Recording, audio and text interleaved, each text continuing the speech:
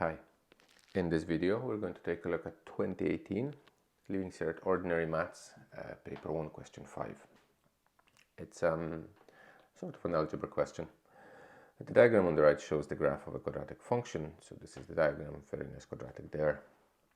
We have to write down the coordinates of points A, B and C, A over here, B over here, C over here, so fairly quickly we can do it easily.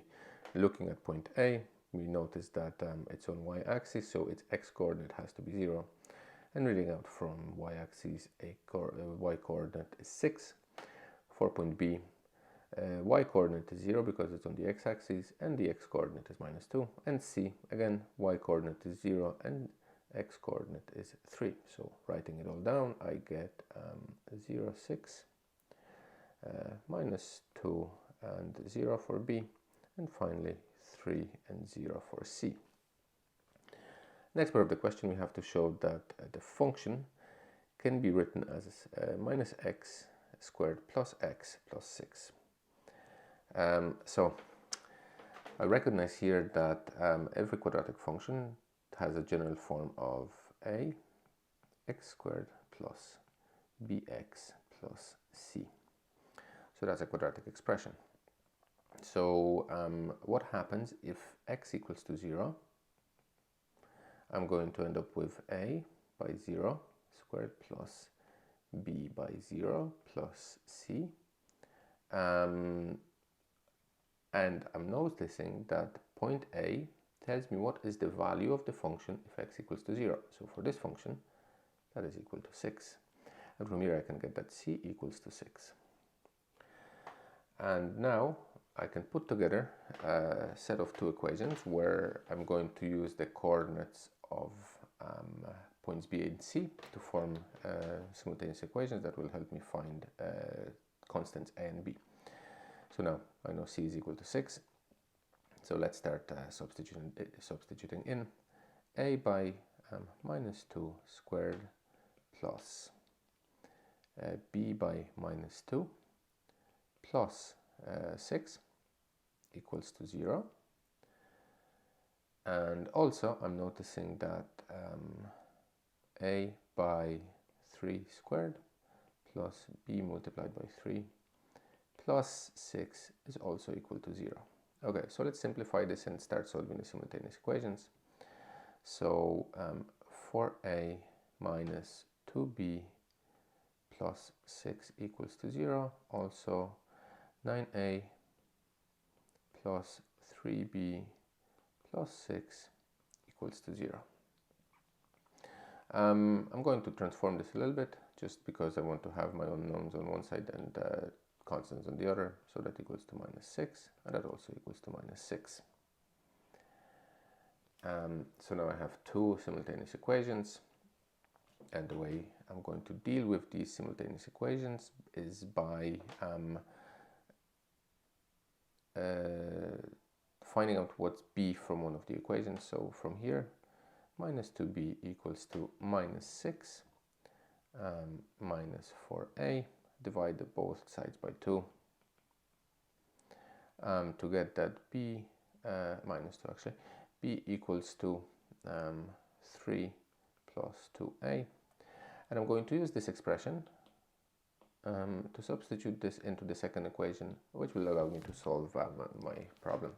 So now I have 9a plus 3 by 3 plus 2a equals to -6.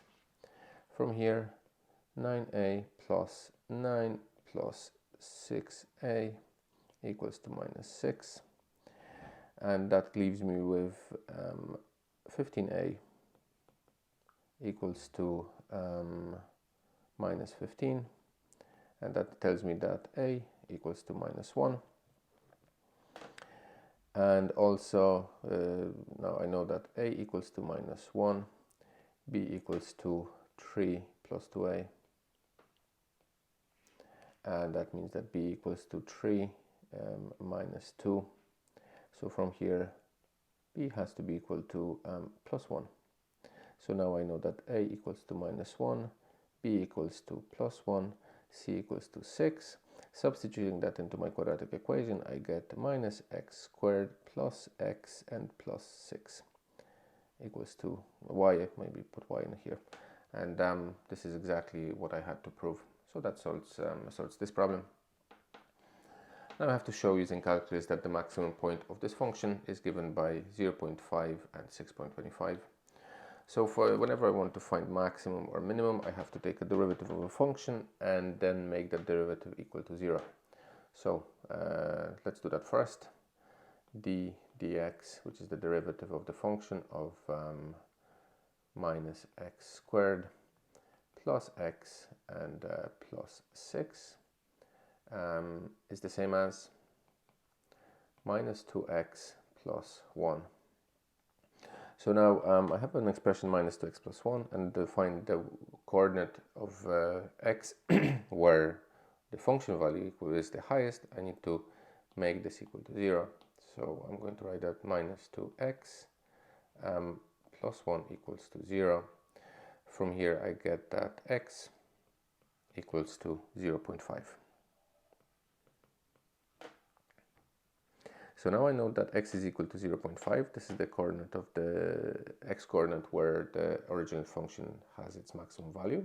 Well, let's find out what that maximum value is by substituting this coordinate into my original function. Remind you that original function x squared minus x squared plus x plus 6. So calculating it, we have minus x equals to y. Minus 0.5 squared plus 0.5 and plus 6 equals to y. So that's minus 0.25 here, plus 0.5 plus 6, that's y. And from here I'm going to get that 6.25 equals to y. So this is the y coordinate of my maximum point, and that means that the coordinates of the maximum are 0.5, the x coordinate I calculated from the calculus, and 6.25 that I calculated by substituting the x coordinate into the original function equation, which is the same as what I had to prove. And that brings this problem to the completion, and it's a good place to stop.